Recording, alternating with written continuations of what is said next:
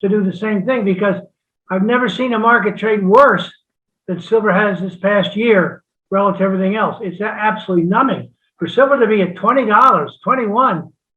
And then if we were to think about silver, you mentioned Jeffrey Christian a little while ago, and we have to bring this guy up because he keeps popping up.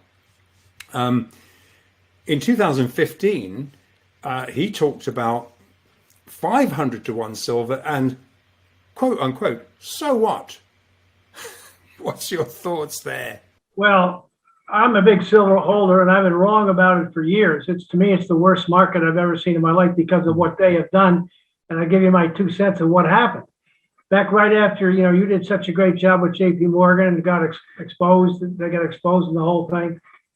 The silver price went up to $50 in May of 2011, which it was, 40 years earlier or so, or 30 years earlier back then.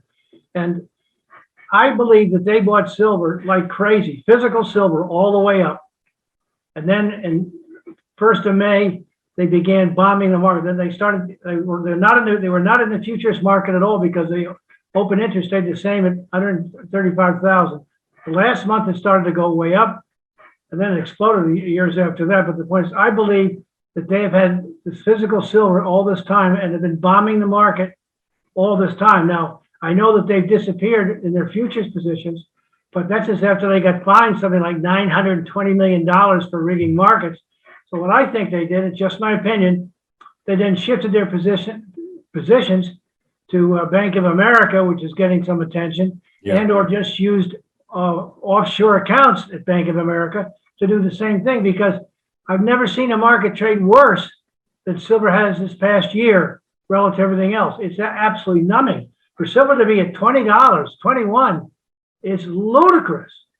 And they keep getting away with it, and they do what I call bombs away in the morning with gold and silver. And they've done it for so long and so often that people just don't want to go there anymore. They're just too afraid. Yeah, it's a complete psychological operation. And as you say, I think you're right, Bill. That Bank of America position that is clearly listed in the OCC report, even if you net out platinum, palladium, 80% of that position clearly is silver, and I think that you're right. I think that's where it's being contained. But I think the connection, the only way that they can possibly contain the silver price is by having that conduit linked to the SLV, which is a fraud, a complete fraud, as we know in February 21.